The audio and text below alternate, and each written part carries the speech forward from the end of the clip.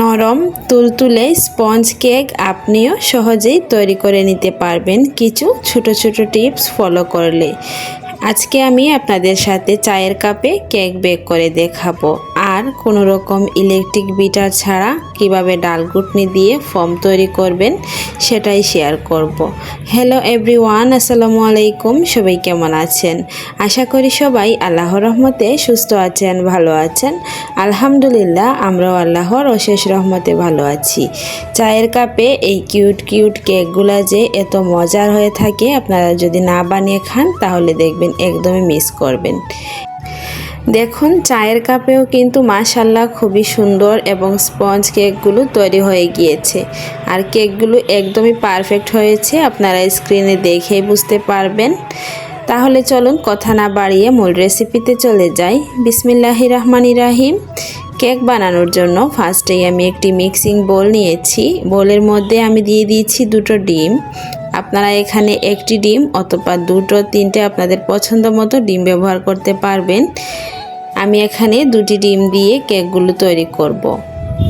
তো এখন আমি দুটি ডিম নিয়ে নিলাম, আর অবশ্যই ডিমগুলো রুম টেম্পারেচারে থাকতে হবে। যদি ফ্রিজে থাকে তাহলে 30 মিনিট আগে ডিমগুলোকে বের করে নেবেন। এখন আমি এখানে একটি কাঁচের বাটি মেপে দিয়ে দিয়েছি হাফ বাটি পরিমাণ চিনি, আর এই চিনিটাই কিন্তু আমি পারফেক্ট মনে করেছি, কারণ আপনারা আপনাদের পরিমাণ মতো চিনিটা দিয়ে নেবেন, আপনারা যতটা মিষ্টি খেতে পছন্দ করেন। এখন আমি ডিম আর চিনিটাকে ভালো করে একটা হুইক্সের সাহায্যে মিশিয়ে নিয়েছি। দিয়ে দিয়েছি এখানে আমি সাদা তেল হাফ বাটি পরিমাণ। এখানে আমি যেই বাটি মেপে চিনি নিয়েছিলাম ওই বাটি মেপেই আমি তেল নিয়েছি। এখন আবার হুইক্সের সাহায্যে ভালো করে মিশিয়ে নিব। ভালো করে মিশানো হয়ে গেলে আমি একটি ডাল ঘুটনি নিয়েছি এরকম, এটা কিন্তু সবার বাসায় থাকে, আর এটা দিয়ে কিন্তু আমি এখন ফোম তৈরি করে নিব। আপনারা চাইলে ইলেকট্রিক বিটার দিয়েও এই ফোমগুলো তৈরি করে নিতে পারবেন। আর কেক বানানোর ক্ষেত্রে এই স্টেপটা যদি সুন্দরভাবে ফলো করেন তাহলে দেখবেন কেকটা একদমই স্পঞ্জ হবে আর অনেকটাই ফুলবে। এখানে আমি কিছুটা পরিমাণ ভ্যানিলা এসেন্স দিয়ে দিচ্ছি ডিমের বাজে স্মেল চলে যাওয়ার জন্য। আপনারা চাইলে লেবুর খোসা গ্রেট করে দিতে পারেন অথবা এলাচের গুঁড়ো দিতে পারেন। এখন আমি এখানে দিয়ে দিচ্ছি যেই বাটি মেপে আমি চিনি আর তেল দিয়েছিলাম ওই বাটি মেপেই আমি এখানে 2 বাটি পরিমাণ আটা দিয়ে দিচ্ছি, আর এই আটাটাকে আমি অফ ক্যামেরায় চেলে নিয়েছি। অবশ্যই আটা কিংবা ময়দা চেলে নেবেন, এতে করে দেখবেন কেকটা খুবই পারফেক্ট হবে, কেকের মধ্যে কোনো রকম দলা ভাব থাকবে না। দিয়ে দিচ্ছি আমি এখানে স্বাদ অনুযায়ী লবণ। এখানে 1 চিমটি পরিমাণ আমি লবণ ব্যবহার করেছি মিষ্টির ব্যালেন্স আসার জন্য। দিয়ে দিয়েছি এখানে আমি বেকিং পাউডার হাফ চা চামচ পরিমাণ, আর দিয়েছি গুঁড়া দুধ। গুঁড়া দুধ আমি এখানে 2 টেবিল চামচ পরিমাণ দিয়েছি। এখন একটি হুইক্সের সাহায্যে ভালো করে এক সাইড থেকে ঘুরিয়ে ঘুরিয়ে আমি একটা ব্যাটার তৈরি করে নিব। দেখুন, এখন কিন্তু ব্যাটারটা একদমই আটালো মনে হচ্ছে। এখানে আমি তরল দুধ দিয়ে একটা লিকুইড ব্যাটার তৈরি করে নিব, আর ব্যাটারের ঘনত্বটা কেমন হবে আমি আপনাদেরকে শেষে দেখিয়ে দিব। আর এই কেক বানানোর ক্ষেত্রে কেকটাকে কিন্তু এলোমেলো করে মেশাতে যাবেন না, এটাকে এক সাইড থেকে ঘুরিয়ে ঘুরিয়ে আলতো হাতে কেকের ব্যাটারটাকে রেডি করে নেবেন। এতে করে দেখবেন কেকগুলো একদমই পারফেক্ট হবে।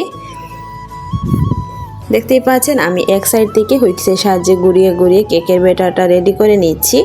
এখানে আমি তরল দুধ দিয়েছি, 2 বারে আমি দুধগুলো অ্যাড করেছি। এখানে আমার মোট 1 কাপ পরিমাণ দুধ লেগেছে চায়ের কাপে মেপে।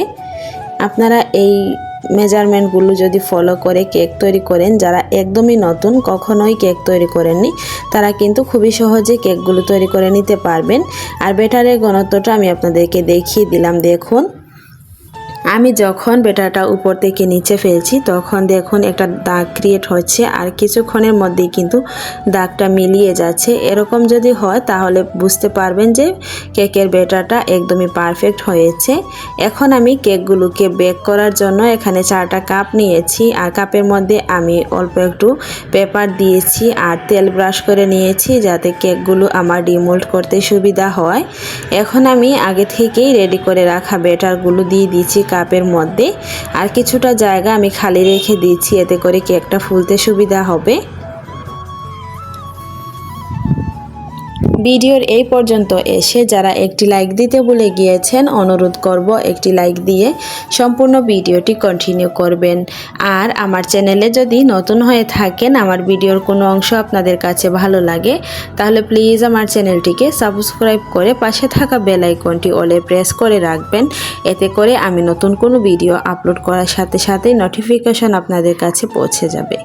কেকগুলো বেক করার জন্য একটি কড়াইয়ের মধ্যে আমি একটু লবণ গরম করে নিয়েছি আর একটা স্টিলের পাত্রে ভাবে বসিয়ে আমি কেকগুলোকে বেক করে নিলাম। দেখুন আমি এটাকে প্রায় 40 মিনিট বেক করে নিয়েছি আর 40 মিনিট পর ফিরে এলাম। দেখুন মাশাআল্লাহ কেকটা কিন্তু খুবই সুন্দরভাবে ফুলে উঠেছে আর খুবই সুন্দর একটা কালারও চলে এসেছে। একটা টুথপিক দিয়ে আমি চেক করে নিলাম, কেকটা কিন্তু একদমই কাঁচা নেই, ভিতর থেকে খুবই সুন্দরভাবে কুক হয়ে গিয়েছে। এখন কেকটা ঠান্ডা হয়ে গেলে আমি এটাকে ডিমোল্ড করে নিব। দেখুন একটি ছুরির সাহায্যে আমি কাপের সাইড থেকে কেকগুলো ছাড়িয়ে নিচ্ছি। এভাবে ছাড়িয়ে নিলে কিন্তু কেকগুলো ভেঙে যাবে না, খুবই সুন্দরভাবে ডিমোল্ড করতে পারবো। আর দেখতে পাচ্ছেন কেকগুলো কিন্তু খুবই সুন্দরভাবে উঠে গিয়েছে। এখন আমি কেকগুলোকে আপনাদের সাথে কেটে শেয়ার করব। আর এই কেকগুলোকে আমি স্লাইস করে কেটে নিব এটা ছুরির সাহায্যে। দেখতে পাচ্ছেন মাশাআল্লাহ কেকগুলো কতটা স্পঞ্জি হয়েছে আর নরম তুলতুলে। মাত্র 2টি ডিম দিয়ে খুবই সহজভাবেই কিন্তু আপনারা ওভেন ছাড়া চুলায় এই কেকগুলো বেক করে নিতে পারবেন। দেখলেনই তো খুবই সুন্দরভাবে কিন্তু আমার কেকগুলো তৈরি হয়ে গিয়েছে।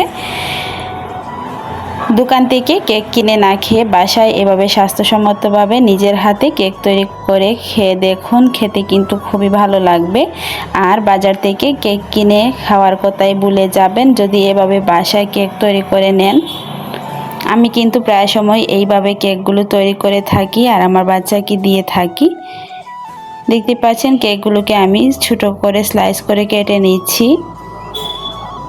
তো এই ছিল আমার আজকে চায়ের কাপে কেক বেক করার রেসিপি। আপনাদের কাছে কেমন লাগলো প্লিজ কমেন্ট করে জানাবেন। যদি ভালো লাগে তাহলে প্লিজ আমার ভিডিওটি ফ্রেন্ডস অ্যান্ড ফ্যামিলির সাথে শেয়ার করে দিবেন। সবাই অনেক বেশি ভালো থাকবেন, সুস্থ থাকবেন। দেখা হবে পরবর্তী কোনো ভিডিওতে। আল্লাহ হাফিজ, আসসালামু আলাইকুম।